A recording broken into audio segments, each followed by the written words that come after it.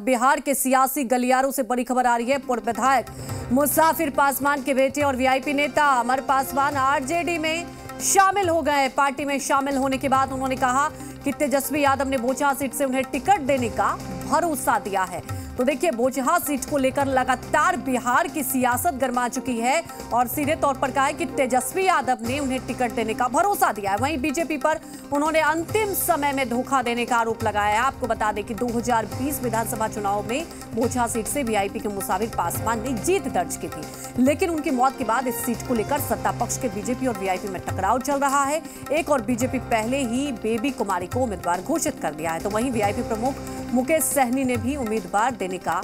ऐलान किया है। बीजेपी ने अपना उम्मीदवार का नाम घोषणा की और वीआईपी की ये सीट थी, लेकिन मेरे नाम का कहीं नोटिस नहीं लिया गया। और ये लोकतंत्र में ये पहली बार ये परिचालन में देख रहा हूँ कि किसी विधायक जो सिटिंग विधायक थे उन्हें उनके कार्यकाल में उनके मृत्यु हो जाने के उनके कार्यकाल में मृत्यु हो जाने के पश्चात भी इस बात में उनके परिवार की तरफ से कोई नोटिस नहीं लिया गया। उनके प्रति बीजेपी की तरफ प्रति से भी और वीआईपी के तरफ से भी कोई नोटिस नहीं लिया गया। तो मैंने कहीं ना कहीं अपने पुराने घर को आरजेडी को ज्वाइन करने का फैसला लिया है, क्योंकि बाबूजी भी 2009 में यहाँ से उपचुनाव जीत के गए थे।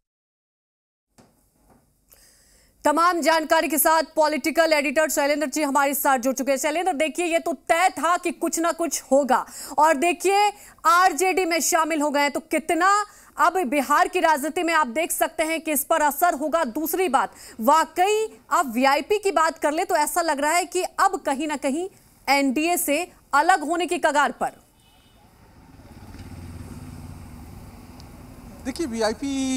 ये जाहिर सी बात है कि अलग होने के कगार पे है और अब समीकरण बदल गए हैं, क्योंकि आरजेडी में अभी तक रमई राम हुआ करते थे और अमर पासवान हैं वो वीआईपी में हुआ करते थे। अब अमर पासवान का पता आरजेडी हो गया है और एक तरह से कहें कि रमई राम का कुछ देर में पता जो है वीआईपी हो जाएगा। तो जाहिर सी बात है कि ये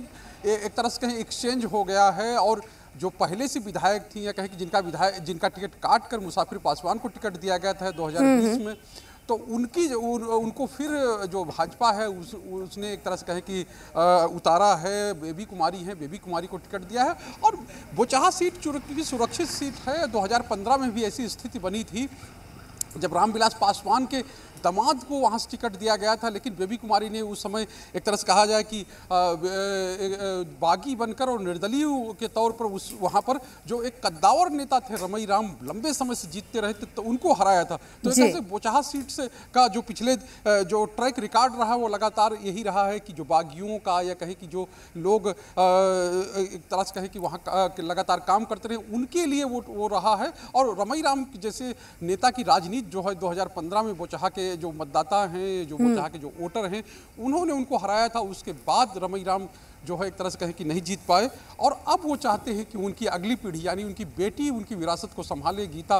उनको लेकर वो आए थे, उनको बड़ी उम्मीद थी आरजेडी से, क्योंकि आरजेडी में एक तरह से कहा जाए कि उनको लगता था कि उनकी बेटी को टिकट मिलेगा या वो जिसको रिकमेंड करेंगे उसको टिकट मिलेगा, लेकिन ऐसा हुआ नहीं। और अब जो है अमर पासवान आरजेडी के साथ हैं और माना ये जा रहा है कि मुसाफिर पासवान के बेटे हैं। पहले भी जैसा कि उन्होंने कहा कि उनके पिताजी आरजेडी में थे और अब आरजेडी से वो चुनाव लड़ेंगे और उनके सामने बेबी कुमारी होंगी। बेबी कुमारी के नाम की घोषणा पहले ही हो चुकी है। तो अब ये दिलचस्प होगा कि किस तरह की लड़ाई होती है, क्योंकि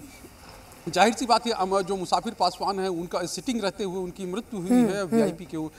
एक तरह से कहें कि वो विधायक थे और अब एक जो सिंपैथी वोट होगा वो अमर पासवान के साथ होगा। लेकिन अब चूंकि लड़ाई एक तरह से कहें आमने सामने की लड़ाई होगी। और दूसरी बात ये भी देखना होगा कि कांग्रेस की ओर से भी वहाँ जो आजमाइश की जा रही है कि जिस तरह से आरजेडी से उसका तालमेल गड़बड़ाया है उपचुनावों में और फिर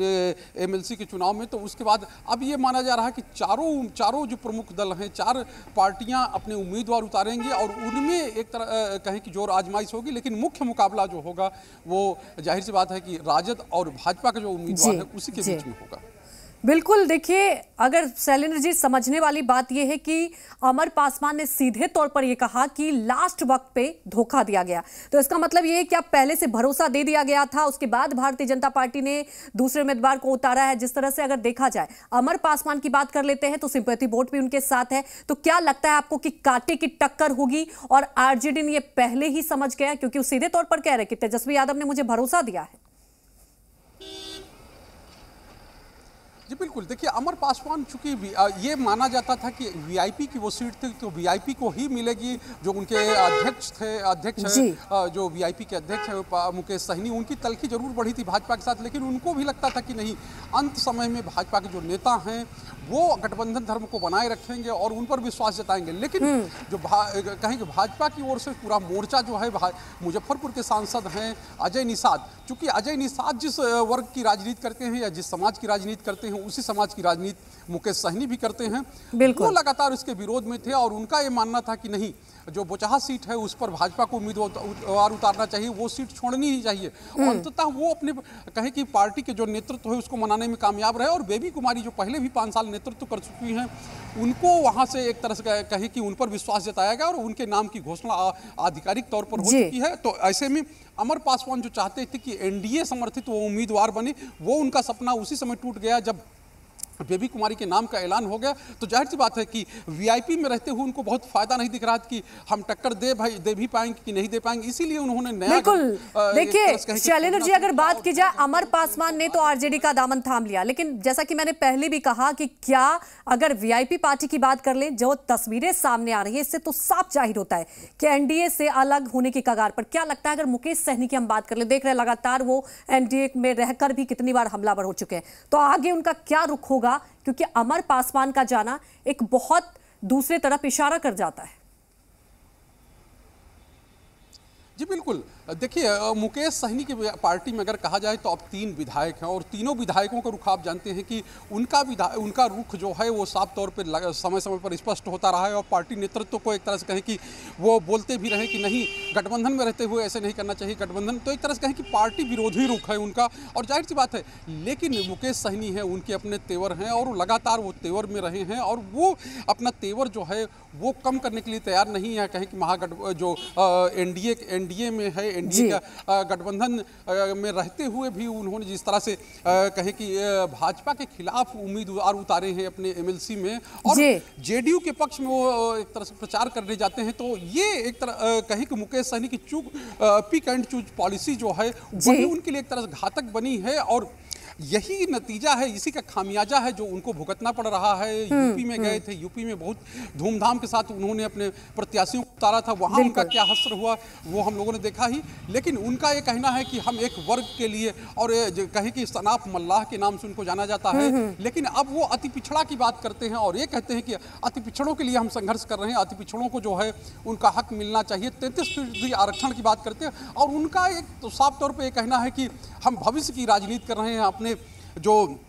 निषाद समाज है उसकी राजनीति कर रहे हैं, पिछड़ा समाज है उसकी राजनीति कर रहे हैं और उसको आरक्षण कैसे मिले, उसको आरक्षण कैसे बढ़े, इसकी राजनीति कर रहे हैं और इसमें हम एक न एक दिन जरूर कामयाब होंगे। और यही वजह है कि वो किसी भी दल से या पहले आपने देखा किस तरह से वो आरजेडी में थे, आरजेडी से किस तरह से वो बिल्कुल एनडीए में आए, एक तेवर के साथ, और अब फिर आप देख रहे हैं एनडीए में भी उनके तेवर दिखाई दे रहे हैं। तो अब यही सवाल उठता है कि आगे क्या रुख होगा। हमारे साथ जुड़ने के लिए आपका शुक्रिया।